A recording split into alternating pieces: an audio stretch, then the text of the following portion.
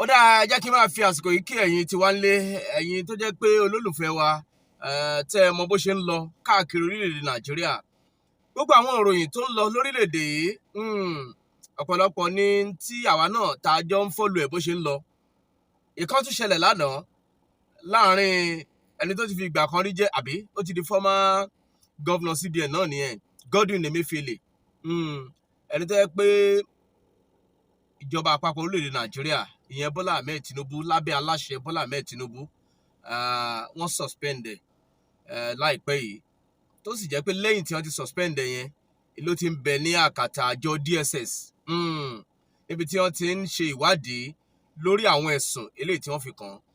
Godwin Emefiele wọ́n gbé lọ sí ilé ẹjọ́ lánàá àná tí ṣe ọjọ́ 25 oṣù keje ọdún 2023 ara mi rírí mo rórí ológbò látẹ kì í kú ṣe páàrírú ẹ̀rí náà ṣùgbọ́n kàn ti ṣe díẹ̀ tá a ti rírú ẹ̀ kẹ́yìn ni kò sí tí ó lè ṣẹlẹ̀ lórílẹ̀‐èdè Nàìjíríà o kò sí tí ó lè ṣẹlẹ̀ ẹ̀bẹ́ yàn kan bá ní kíní kan ò lè ṣẹlẹ̀ èèyàn láti tẹ̀lé fi kò sí tí ó lè ṣẹlẹ̀ o kákan máa gbàdúrà kí láburú má ṣẹlẹ̀ sáwa ni kákan máa gbàdúrà ká má ṣe ríjà ìjọba àpapọ̀ torí pé ìjọba amúnimádá ìjọba amúnimóògùn ní ìṣèjọba ò ṣùgbọ́n káwa náà ká ṣe jẹ́jẹ́ ká ṣe pẹ̀lẹ́pẹ̀lẹ́.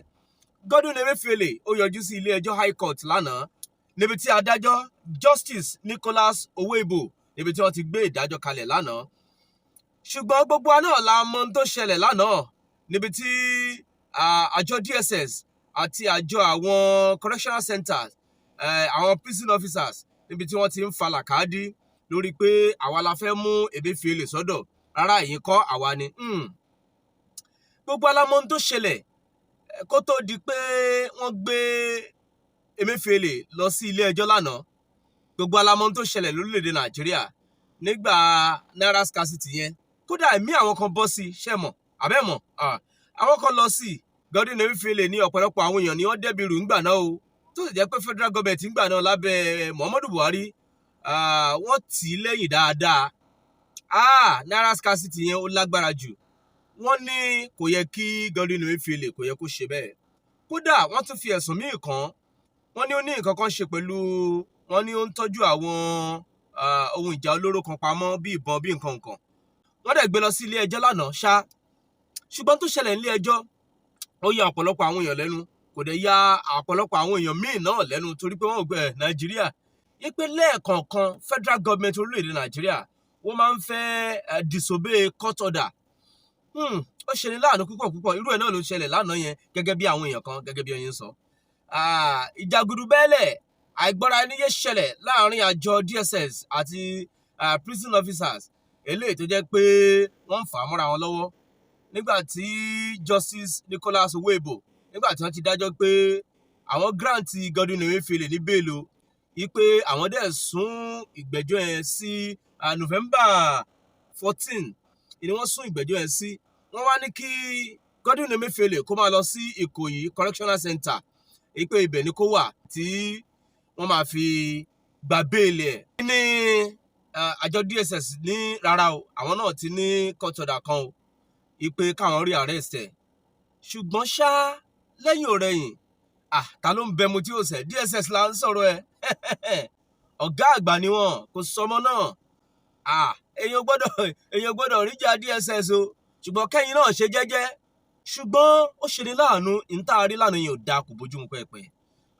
kò dáa àwọn orílẹ̀-èdè míì ń wò wá ìjàgùdù tó wá ń di pé à ń fa aṣọ lára àwọn ọ̀gá prison officer à ń faṣọ ẹ̀yà uniform àwa ń lọ Emefiele gbà mọ́ra wa lọ́wọ́ ṣùgbọ́n àṣẹyìnbọ̀ DSS náà ló máa mú lọ tọ́ bá náà máa ṣe wọ́n dẹ̀ ti padà mú lọ lánàá ṣùgbọ́n tí mo kàn fẹ́ ká sáré ṣe àgbéyẹ̀wò ẹ̀ lórí pápápá ni pé kì í ṣe àkọ́kọ́ tí ìjọba àpapọ̀ orílẹ̀-èdè Nàìjíríà tí wọ́n ti ń tàpá sí àṣẹ ilé ẹjọ́ ẹni kì í ṣàwò ṣe rántí ọdún 2015 bí aláṣẹ Muhammadu Buhari ń gbà yẹn bó ṣe wọlé dé Sambo Dasuki ní kọ́kọ́ rọ́wọ́ tó tí wọ́n sọ pé ìyẹn ó kó $2.1 billion jẹ bí wọ́n dẹ̀ pín dẹ̀ ní àwọn owó tí wọ́n ní kán fi ra nǹkan ogun láti fi kojú àwọn Boko Haram eléyìí tó jẹ́ pé ó ń bá Nàìjíríà fínra ńgbà náà Sambo Dasuki NSA ńgbà yẹn National Security Adviser láì Goodluck Jonathan. Wọ́n mú bàbá yẹn sí àhámọ́ o. Ilé ẹjọ́ àkọ́kọ́ wọ́n pàṣẹ pé kí wọ́n gba béèlì rẹ̀, wọn ò dáhùn. Aláṣẹ Muhammadu Buhari àti ìjọba àpapọ̀ ń gbà yẹn, wọn ò dáhùn. Àìmọye ìgbà ńlá máa gbọ́ pé wọ́n nílé ẹjọ́ kan o, wọ́n ti ní kí wọ́n gba béèlì rẹ̀ o, wọ́n ní kí wọ́n sì yọ̀ǹda ẹ̀ náà o. Ìjọba àpapọ̀ ò dáhùn. Kó tó wá di pé gbogbo ẹ̀ wá padà dìtàn. Gbogbo wa náà la mọ̀ bí ọ̀rọ̀ ti Sambo Dasuki gẹ́gẹ́ bí òṣèré ìgbà náà. Ṣé ẹ rántí Ibrahim Ezakzaki? Ẹ rántí Ibrahim Ezakzaki àti ìyàwó rẹ̀ Zina? Àwọn tí wọ́n gbé Shahid rù lórílẹ̀‐èdè Nàìjíríà ní ìpínlẹ̀ Kaduna. Wọ́n ní wọ́n falàkàdé pẹ̀lú àwọn ọlọ́pàá, pẹ̀lú àwọn sójà tí ẹni tó jẹ́ pé àwọn kan tún fara pa. Àṣẹ̀yìnwá àṣẹ̀yìnbọ̀ wọ́n mú Ezakzaki o, wọ́n mú sáhámọ́. Ilé ẹjọ́ pàṣẹ pé kí wọ́n gba béèlì rẹ̀. Wọ́n ló fẹ́ lọ ṣètọ́jú ara rẹ̀ lókè òkun. Àti bá a ṣe wáyé páàrí láàrí. Ìjọba àpapọ̀ wọ́n disobey court order ńgbà yẹn o. Ọmọyẹlé Sowore, ẹni tó ti fi ìgbà kan rí jẹ́ adíjedupò aláṣẹ lórílẹ̀‐èdè Nàìjíríà. Ọmọyẹlé Sowore, wọ́n mú òun náà sáhámọ́ ńgbà yẹn. Tí àjọ DSS tí wọ́n mú sí àhámọ́ ńgbà yẹn, wọ́n fi ẹ̀sùn oríṣiríṣi kan. Tí DSS lọ gba ìwé kan pé àwọn fẹ́ mú sọ́dọ̀ fún wa bíi 45 days. Tẹ́ ẹ̀ bá gbàgbé ńgbà yẹn, Justice Taiwo ní High Court eléyìí tí ó ń bẹ ní ìlú Àbújá, wọ́n grant Ọmọyẹlé Sowore ní bail. Ṣùgbọ́n ìjọba àpapọ̀ wọ́n tún fárígá. Ṣùgbọ́n àṣẹ̀yìnwá àṣẹ̀yìnbọ̀ wọ́n padà wá fílẹ̀ náà ni. Wọ́n disobey court order ń bẹ̀ yẹn náà nípa ti Ọmọyẹlé Sowore yẹn. Tẹ́ ẹ̀ bá gbàgbé, tẹ́yìn náà bá rántí, ẹ máa rántí báyìí. Torí pé kinní yìí ó wà lákọọ́lẹ̀. Tẹ́ ẹ̀ bá tún gbàgbé, mo rántí ti Nnamdi Kanu náà. Nnamdi Kanu ó sì ń bẹ láhàámọ́ báyìí. Nnamdi Kanu ó sì ń bẹ láhàámọ́. Àìmọye ìgbà ní ilé ẹjọ́ ló ti pàṣẹ pé kí wọ́n dá Nnamdi Kanu lẹ̀, pé kó tiẹ̀ sì máa lọ ná on bail. Ṣùgbọ́n ìjọba àpapọ̀ wọn ò gbàǹgbà náà. Títí di àsìkò yìí Nnamdi Kanu ó sì wà láhàámọ́ o. Títí di àsìkò yìí ó sì ń bẹ ní àhámọ́. Kí ló dé, kí ló fà á tí ìjọba Nàìjíríà, kí ló dé tí wọ́n fi ń tàpá sí àṣẹ ilé ẹjọ́ láwọn kọ̀ọ̀kan èjèèjì? Tí wọ́n bá sọ pé kí ìjọba kó sanwó ìtanràn fún ẹnìkan àbó míì, tí ilé ẹjọ́ bá pàṣẹ pé ẹni tó gbẹ́jọ́ ìjọba àpapọ̀ wáyé o, ó jàre o, ìjọba àpapọ̀ ẹ sanwó ìtanràn o. Ìjọba ò kì í fẹ́ san. Bàbá ní ká karabọ iṣẹ́ ìwádìí yẹn náà, a máa rí bíi méjì, bíi mẹ́ta, bíi mẹ́rin mú jáde. Kí ló ń fà á ná? Kí ló dé tó máa ń ṣẹlẹ̀ bẹ́ẹ̀? Ṣé ẹ rántí ìgbà naira scarcity láyé aláṣẹ Muhammadu Buhari?